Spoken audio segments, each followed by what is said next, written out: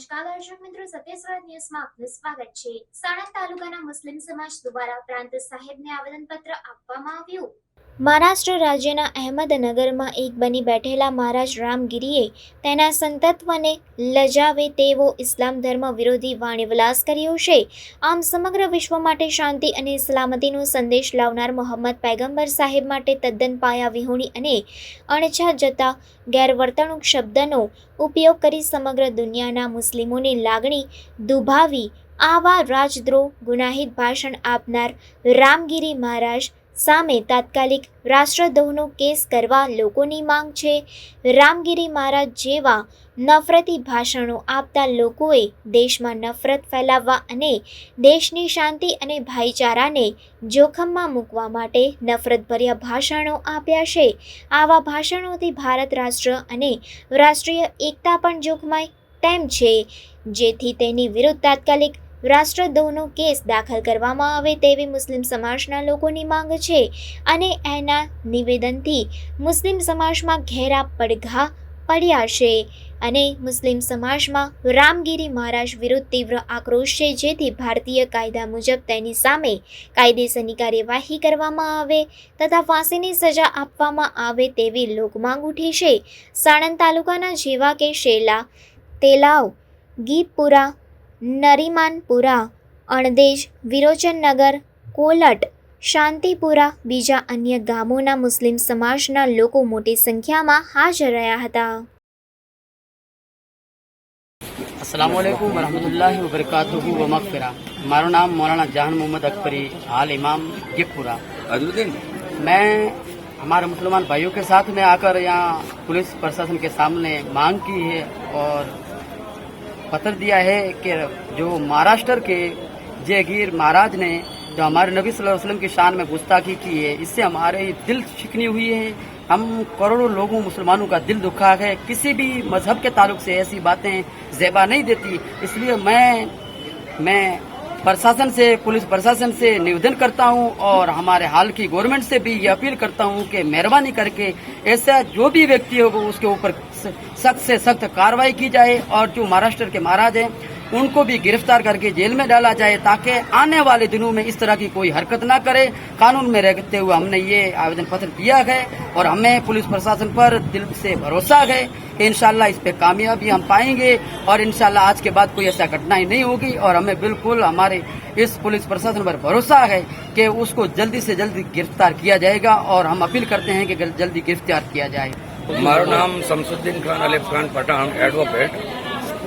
આજે સાણંદ તાલુકાના સમસ્ત ગામ વિરોચનનગર, ગીપપુરા, કોલટ, થેલા, અણદેજ, તેલાવ, પંથોડા, અગોલ તથા પ્રોપર સાણંદના તેમજ વિરોચનનગરના તમામ મુસ્લિમ ભાઈઓ આજે એટલા માટે ભેગા થયા કે મહારાષ્ટ્રના અહેમદનગરના એક બની બેઠેલા મહારાજ રામગીરીએ નબી પાક સલ્લલ્લાહુ અલૈહિ વસલ્લમના બારામાં જે વાણી વિલાસ કરીને ગુસ્તાખી કરી છે એના વિરોધમાં એક આવેદનપત્ર આપવાનું આયોજન કરેલું। એ આવેદનપત્ર અમે નાયબ કલેક્ટરશ્રી સાહેબને આપેલું અને આવેદનપત્રમાં અમે એવી માંગ કરેલી કે આવા જે લોકો છે એવા લોકો ઉપર લગામ લગાવવામાં આવે, આવા લોકો ઉપર કડકથી કડક કાર્યવાહી કરવામાં આવે, દરેક જગ્યાએ એમના ઉપર એફઆઈઆર કરવામાં આવે, કારણ કે ભવિષ્યમાં આવા માણસો આવા કોઈ પણ ધર્મની વિરુદ્ધમાં બોલી ના શકે। કારણ કે હજરત મોહમ્મદ પૈગંબર સલ્લલ્લાહુ અલૈહિ વસલ્લમ જેને અલ્લાહ તાલાએ રહેમતુલિલ આલમીન यानी पूरी दुनिया माटे रहमत बनाવીને મોકલ્યા હતા, ખાલી મુસલમાનો માટે નહીં, પૂરી દુનિયા માટે। અને એ તો પૂરી દુનિયાને રહેમત આપવા વાળા હોય, એમના બારામાં આવું બોલે એ મુસલમાન ક્યારેય સહન નહીં કરે। એટલા માટે જ અમે આજે ભેગા થયા છીએ અને અમારી એક જ માંગ છે કે આવા માણસો ઉપર કડકથી કડક કાર્યવાહી કરવામાં આવે। अस्सलाम वालेकुम वरहमतुल्लाहि वबरकातुहू। मेरा नाम मौलाना मुनव्वर है। आज हम लोग यहाँ सानंद मामलतदार कचहरी में सारे सानंद तालुका मुस्लिम समाज पहुँचे हैं। इसकी वजह यही है कि हमारा मुल्क खूबसूरत मुल्क है, इस मुल्क की मिसालें दी जाती हैं और इस मुल्क की भाईचारे की और इस मुल्क की रंगत को खराब करने के लिए कुछ ऐसे नफरती लोग होते हैं जो किसी न किसी मजहब के खिलाफ बोलते रहते हैं। कुछ दिनों पहले महाराष्ट्र के रामगिरी महाराज ने जो अपनी वाणी के अंदर जो हमारे नबी ताजदार मदीना फ़ख्र रसूल सल्लल्लाहु अलैहि वसल्लम के बारे में गुस्ताखाना अल्फाज कहे हैं वो काबिल बर्दाश्त नहीं है। इसलिए आज हम सब लोग जमा होकर हम कलेक्टर साहब को हमने आवेदन पत्र दिया है और हमने मांग की है कि हिंदुस्तान के ऐसे लोगों पर लगाम लगाई जाए ताकि हिंदुस्तान के भाईचारे को ठेस न पहुंचे। और हिंदुस्तान में सारे मजहब के लोग रहते हैं। हिंदुस्तान एक खूबसूरत बगीचा की तरह है, उसमें हर तरह के फूल खिलते हैं। हम सब मिलकर रहने में मानते हैं, हम भाईचारगी में मानते हैं। तो ऐसे लोगों पर लगाम लगाई जाए और इनके ऊपर FIR भी दर्ज हो, ऐसी हमारी मांग के साथ साणंद तालुका समस्त मुस्लिम समाज यहाँ जमा होकर हमने आवेदन पत्र दिया है। वालेकुम अस्सलाम व रहमतुल्लाहि व बरकातहू। बताने की थी, अंदर सर को जाके बता दी कि कुछ ऐसी बात हुई है जिससे हम मुसलमानों के दिलों को ठेस पहुंची है।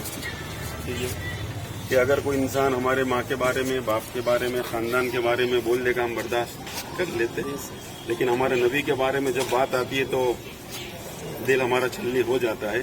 और वही दर्द लेके हम लोग यहाँ पर हाजिर हुए ताकि यहाँ पर हम लोग बोल सके जिम्मेदारों को कि ये बात बनी है जिसके वजह से समाज का माहौल बिगड़ने के चांस रहते हैं। तो ऐसी बात आइंदा न हो, चाहे हमारे में से कोई बोले, चाहे कोई भी मजहब में से किसी भी मजहब के बारे में बोले, तो ये सही बात नहीं है। हमेशा अच्छी बात करनी चाहिए, सही है, किसी को बुरा नहीं बोलना चाहिए। तो हमारे दिल को जो ठेस पहुंची थी वो दर्द हम लोग जाहिर करने के लिए यहाँ पे हाजिर हुए थे और बिल्कुल अच्छे तरीके से अदब के साथ और खामोशी के साथ सब यहाँ पर हाजिर हुए। अंदर जाके बता भी दिया और उन्होंने हमें अल्हम्दुलिल्लाह ये खातिरी दी और ये माशाअल्लाह से गारंटी दी कि आगे जो भी लॉ एंड ऑर्डर के मुताबिक जो भी काम होगा वो आगे ही कार्यवाही करेंगे इंशाअल्लाह। ठीक है, तो माशाअल्लाह से आप लोग जो नबी की मोहब्बत में यहाँ पे तशरीफ लाए सल्लल्लाहु अलैहि वसल्लम, अल्लाह ताला ये जो कदम चल के आए ना, इंशाअल्लाह अज़ीम कल बरोज़ क़यामत ये कदम गवाही देंगे कि या अल्लाह रोज तो मैं अपने काम के लिए जाता था, आज खैरुल अनाम के लिए मैं जाके आया